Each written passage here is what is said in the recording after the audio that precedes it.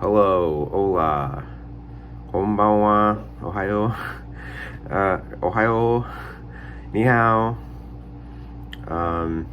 shalom. Hi, everybody that's watching. This is episode 2 of the Martial Arts and Psychology podcast. Almost forgot the name of it. Hopefully it's not as forgettable as I forgot the name. Again, this is a podcast based on drawing connections between movement and like martial arts and psychology. Why movement and martial arts, in my opinion, in particular, is really good for your mental health. So again, if this is the second episode. So the first episode, go check that one out. There's more of the purpose of why I'm doing this. But a little bit more about me. My name's Eric. I do Taekwondo and I've dabbled in a lot of other martial arts. My education, I have a bachelor's degree from University of Illinois, Urbana-Champaign. And I graduated in 2014.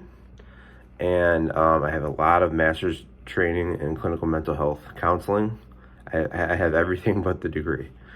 That's a long story. I'll tell you about it another time. So that's a little bit about that. I'm trying to keep these fairly brief, around 20 minutes or so. If I have a guest, it's going to go a lot longer. For these first few, it's just going to be me, I think. No, it is going to be me. There's not, I think, it's going to be me. So today's topic is ranking up in martial arts and its benefits. So I have like a very vague outline of what I'll be talking about. But before I get into that, please like the video, comment, subscribe. It really does help me out. If you want to see this podcast get off the ground, that would help out a ton. Share this video with a friend, just one. Just do one of those things. You can like it. Okay, do two of the things. Like the video, of course, and then do one of the harder things. Comment, subscribe, share it, whatever you want to do. Do at least one of those, please. This is a free thing I'm doing, and it would really help me out to just boost my score, my algorithm score, if you would. So again, today's topic is ranking up in martial arts and its benefits. So in Taekwondo, we have, I think it's like 11 or 12 belts at my school, HMD Academy. And I always say that the most important belt is the first one you get, first one you earn, which is the yellow belt. It goes all the way up through to senior belt, first cup, and then Chodanbo, which is what I am. And then I'm waiting to do my black belt in October. And I just found out that I might have to do even more requirements. So that's fun to find out like 3 months before. Yikes. Already had to learn everything again. So keep changing stuff from underneath me. That deserves a drink of coffee. Sip of coffee, yes. So achieving small goals while working towards a big goal. So as you see yourself rank up through Taekwondo, at the beginning you're like, I can't really do this. Everybody's so much better than me. Like, what the hell am I doing here? And there's always that black belt at the top that you're like, I want to get there. I want to be that good. They're in the same class as you. They're there. You bow to them at the end of each class. Like, the reason we bow to them, I was kind of wondering about this for a while. So why do you bow to them? It's because once you reach that level, you should get bowed to. Almost in any martial art, like, yeah. I'd say even in Taekwondo, it's like one of the easier belts to get, honestly. I'm not trying to degrade myself or anybody else for doing that. It's just like, there's some black belts that take like over a decade to get, just to get a black belt. Talk about jiu-jitsu and stuff like that. Depending on your work ethic and just if it's the right martial art for you. Sometimes you just join a martial art, it's just not the right one for you. Sometimes I question if Taekwondo is even the right one for me. That being said, because there's some things that frustrate me about it. But there's no perfect martial art. There's huge holes in each one. That's why there's different ones. Anyway,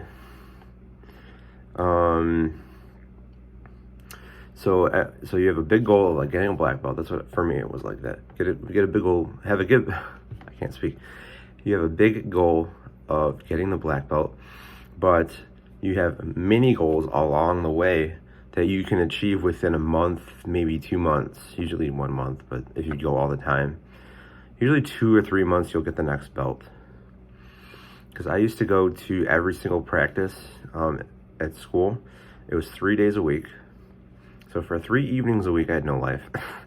I actually had no life. I just did martial arts in school and occasionally saw a friend here and there, but that's what I wanted to do when I was at U of I. Because I joined the Illini Club and we had Taekwondo. Anyway, so first you get the yellow belt. You're like, oh my God, I got the yellow belt. Holy crap, I did it. I learned all the white belt stuff. I made the commitment to get this yellow belt. That's why I think that yellow belt's the most important. Then you're like, I gotta keep going. I just gotta keep going. It's just such a good feeling. Plus, when you get a yellow belt, like, you're gonna be bad. Like, getting your yellow belt, you're not good. You're not good at yellow belt. Like, when I got my yellow belt, there's like 4 other people testing, or a bunch of people testing. The judges hardly look at you unless you like really screw up or just stand there and like have no idea what you're doing. Like they notice the people that aren't doing what everybody else is doing, and your form's gonna be sloppy or everything's gonna be bad. But you know the process. Wipeout is all about process. You do this thing after this thing after this thing, and that's it. That's all they expect of you. And you get the yellow belt because to the judges, I don't want to say there's a lower standard, but I'm just saying like they understand that getting the yellow belt is super hard. Because you're a regular person at that point, and then the martial arts are expecting you to just get to yellow belt any way you can. So I went all the time to my practice. I went 3 days a week. That's all the maximum we could have done. God bless Gina. Like, what do you say, Sensei? He's call him. She went to every freaking practice, minus 1 or 2 where we covered for her. But she went to every practice. While she was at U of I, she got the black belt in 1 year. I'm like, are you crazy? Because she's a dancer, she's majoring in dance. This is just such sort of another escapade for her, but I think it really helped her out. She's like I don't know, she's getting a master's or doctorate or something by now. Martial artists are really smart, it turns out. Just because you get a degree doesn't mean you're smart, you know? Because anybody can join school. Like it really, how smart you are kind of, you get in the door by being smart, and then from there it's up to you to work hard. Grad school's just kicked my butt for years now. Jeez, just beginning to think like it's just not meant for me. Like I have other things to do. Whenever I join school, I always end up in the hospital. Like it's rough. A bachelor's degree, I did it in 5 years. It took me an extra year. You're supposed to do it in 4, and that was hard for me. Like I was like, I'm going to do this in 5. I'm going to do this in 4 years. It took me 5. Regardless. Back to the topic. I'm really sorry. I ramble. So you see yourself getting this yellow belt, and then you're like, I got the yellow belt. I gotta get this orange belt. So then you do all the orange belt stuff. You go to all the practices. You get the orange belt. Then you're like, okay, I can do this. Do all the orange belt stuff, and then you get to green belt. You get to green belt. You're like, yeah, okay. Oh, I'm in it now. I got the green belt. Then you got the blue belt, the purple, and then it just kind of cascades. And the thing is, each belt gets more and more difficult. So it's not like, oh, it's just another day at the gym, whatever. It's progressively gets more challenging. But the thing is, you're in deeper. So you're like, I am gonna struggle through this. It's not even a struggle. It's just like you're just kind of getting it as you go. You kind of get it, it really depends on your teachers and your peers and stuff like that. Also yourself, of course, yourself. That's huge. So, and then finally you're up to like, I don't know, red belt or senior belt. You're like, then you look around you and you're like, wow, people look up to me now. At a certain point, you're like, oh, now I gotta be an example. And something about that, you're like, oh, now I gotta like manage how I treat other people. So around like brown, or no, for me it's like senior belt, even just Chodan. I mean, because so for me, my martial arts journey is I joined my sophomore year of college. I took it all the way through senior year. My senior year, it was like finals weekend when the test fell in April. So there's only 2 black belt tests a year, which just kills me. But so we got what's it called? Also, since I've joined martial arts again, I haven't earned another belt yet. I've been doing it a whole year. Going from Chodan Bo to black belt is a huge leap. It's a huge leap. Well, for me it was because I had to relearn everything. I looked at all the videos, I looked at online, I taught myself choreo via YouTube, like 4 different YouTube channels or something, which is the highest pumse you can do. Pumse means kata or form. He keeps falling asleep, sorry. That looks worse with it's bad lighting.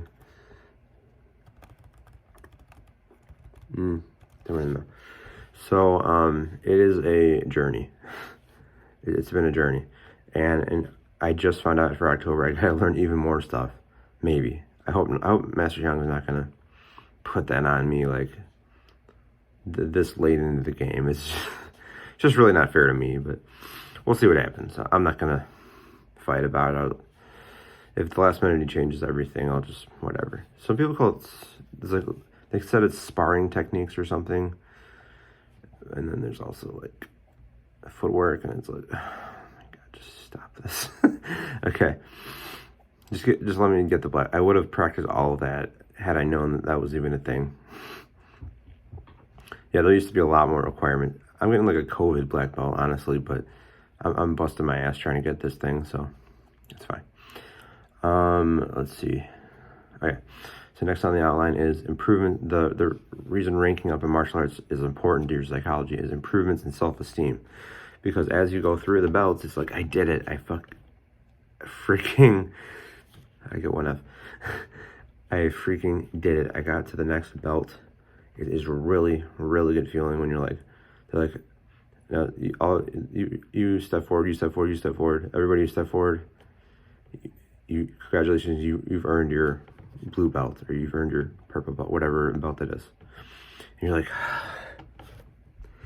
and if you're not called forward, really sucks. But you know why you didn't earn it, because you screwed up, you didn't train enough, and etc.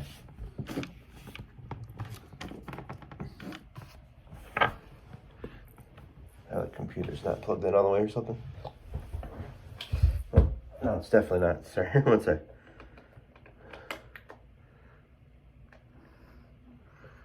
I don't know what's up. Whatever. Okay. So, yeah, it'll improve your mental health by a lot. Really helped me out. I don't know if I would have made it. Also gives you something to do, and you learn how to be a BA, which is my third point, is you become a badass. You just, when you walk into the room or something, you know what to do in that situation. You're not like worried about it or anything, but it's just like, okay, if that guy gets pissed, I'm gonna have to X, Y, Z. Or like if that girl feels uncomfortable, I'm gonna have to back up. Or like if like here's all the exits, stuff like that. Sort of like a PTSD, like soldier would do that kind of stuff, but they're martial artists. And it's like, exactly, like you might look behind you and stuff like that. And people like call this like, wait, hold on one second. Let me think about it. People would call this disordered behavior, and I completely disagree. You're just trying to make yourself feel safe. So anybody that shames that, it's like, just shut up. Like, like you don't live in the South Side of Chicago. You don't live LA or New York City where you might have to check your back seat. So it's like, just shut up, please. Stop victim blaming and labeling the victim. Like, I'm just sick of that BS, man. It's just total crap. It is.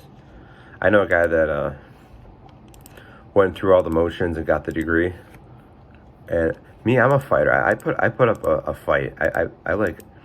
I will make sure that they are annoyed if they want to kick me out. And that's part of the reason why I haven't gotten the degree, is because I make such a stink.